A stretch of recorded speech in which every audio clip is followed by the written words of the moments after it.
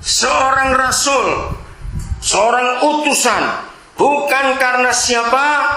Manusia, juga bukan oleh seorang manusia. Mengapa Paulus menegaskan itu bukan karena manusia dan juga bukan oleh seorang manusia? Karena dia sadar dia tadinya pembenci Yesus dan pengikutnya, bisa dibalik total jadi setia, pengikut yang setia. Kan gila. Itu sama seperti orang yang berkata menjilat ludahnya sendiri. Tapi Paulus alami itu. Dari pembenci jadi pengikut yang setia. Itu buat dia pergumulan berat, saudara. Maka itu dia yakinkan bukan karena manusia dan bukan oleh seorang manusia. Kalau kita semuanya sadar hidup kita sampai hari ini bukan karena kita yang kaya, rajin jaga hidup, aku rajin bekerja, lalu aku jadi seperti ini.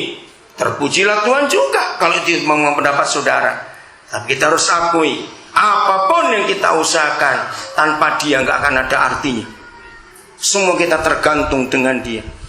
Terus melainkan oleh Kristus Yesus, oleh Yesus Kristus dan Tuhan Bapa yang telah membangkitkan Yesus dari antara orang mati.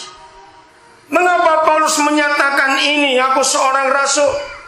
Kapasitas dan fasilitas hidupnya adalah seorang rasul, tapi bukan karena manusia dan bukan oleh manusia, tapi oleh Ayah sendiri yang menyatakan dirinya.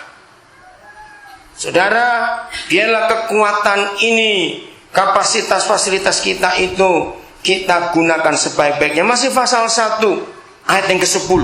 Kalau bukan dari manusia oleh manusia, apa bentuknya? Ayat 10. Jadi bagaimana sekarang? Adakah ku cari kesukaan manusia atau kesukaan Tuhan?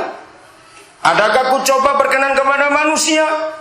Sekiranya aku masih mau mencoba berkenan kepada manusia, maka aku bukanlah hamba Kristus. Sebab aku menegaskan kepadamu, saudara-saudaraku, bahwa Injil yang kuberitakan itu bukanlah Injil manusia. Karena aku bukan menerimanya dari manusia, dan bukan manusia yang mengajarkannya kepadaku, tetapi aku menerimanya oleh penyataan Yesus Kristus. Mengapa dia menegaskan bukan dari manusia, bukan oleh manusia? Saudara, renungkan baik-baik. Sepanjang hari ini, sepanjang hidup kita, apa sih bedanya kalau kita dapat sesuatu karena manusia dan kalau kita dapat sesuatu karena Tuhan? Ya, renungkan. Bedanya jelas, pelit, saudara. Kalau semua didapat karena dirinya, kan kita juga manusia, bukan? Oke? Kalau yang semua kita dapat karena kita sebagai manusia, ini jerih payahku, ini jerih lelahku, ini usahaku, banting tulang, peras keringat, panas kepanasan, hujan kehujanan, maka jadi sampai hari ini. Ya udah, akui itu adalah manusia, saudara, mengerjakannya. Maka orang seperti itu pasti akan pelitnya luar biasa. Apa saja yang dia mau keluarkan, dia akan hitung rugi atau untung. Tapi kalau semua kita sadar dapatnya bukan karena manusia, karena Tuhan, akibatnya adalah orang itu berani ngomong apa saja di depan manusia. Karena dia tahu bukan manusia yang memberikannya itu. Ngerti contoh ini, saudara? Dan orang seperti itu gak akan pelit. Maka itu Paulus hidupnya luar biasa. Yusuf juga begitu. Kenapa dia gak pelit? Saudara lihat, waktu kakak-kakaknya datang, harusnya dia balas dendam. Oh, ini orang-orang yang menyengsarakan aku, memfitnah aku, menjual aku. Ini kesempatan.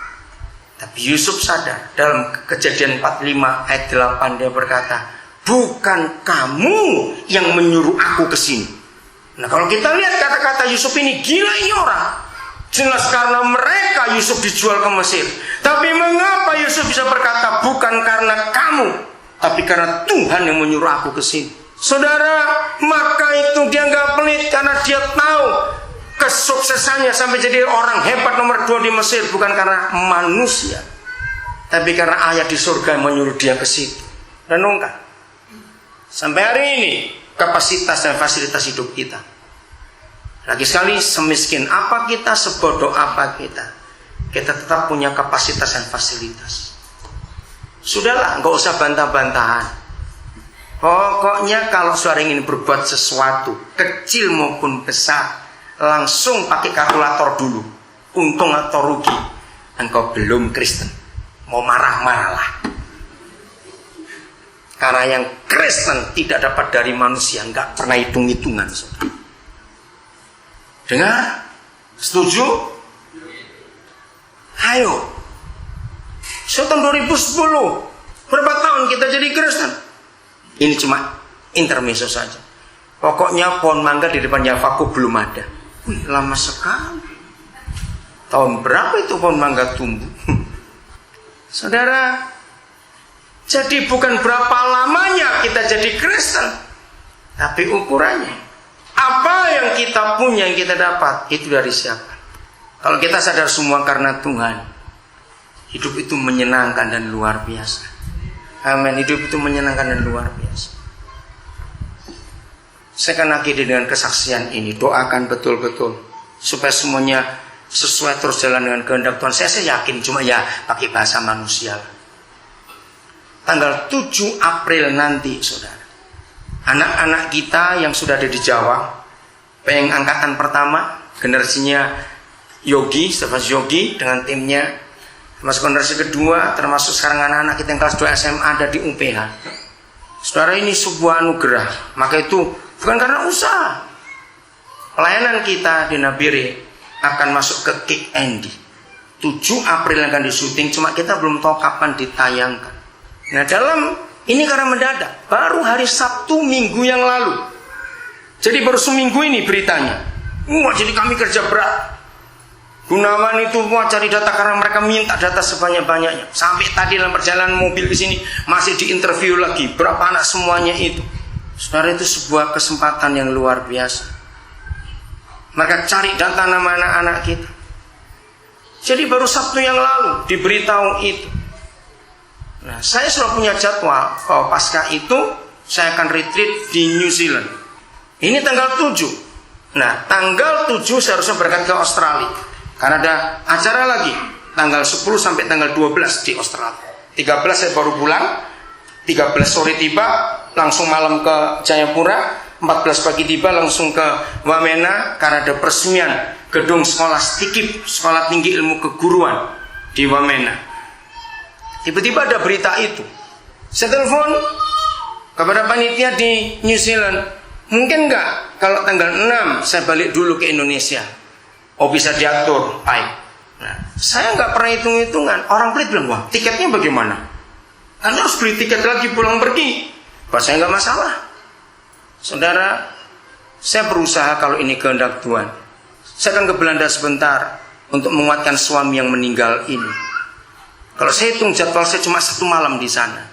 Karena dari kemarin saya telepon dia menangis terus. Suami ini orang Belanda, tapi begitu sayangnya pada istrinya luar biasa. Belum tahu ini. Saya masih nunggu bagaimana urusan tiket nanti ini. Saudara, ayo kita buat sesuatu untuk orang lain. Kita memberkati orang-orang ini buat kemuliaan Tuhan. Oke? Jadi ingat, dari siapa kita dapat semuanya itu? Dari siapa?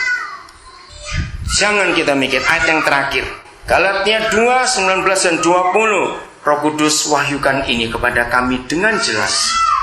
Kalau kalimat-kalimat kata-kata bahasa saya kurang jelas, Roh Kudus akan menerjemahkannya secara pribadi kepada setiap kami dalam nama Yesus. Ayat 19. Sebab aku apa? Siapa yang telah mati? Ya, kita semua telah mati. Saya suka merenungkan firman Tuhan Rasul Paulus dalam Kolose 3 ayat 3 sama, aku tuh sudah mati. Nah, kalau kita telah mati oleh hukum Taurat atau apa saja untuk hukum Taurat, tujuannya supaya kita apa? Hidup untuk Tuhan. Aku telah disalibkan dengan Kristus. Sebagai orang Kristen, Kita nggak akan jadi Kristen kalau kita nggak disalib dengan Yesus. Betul tidak, saudara? Seorang rasul, seorang utusan, bukan karena siapa? Manusia.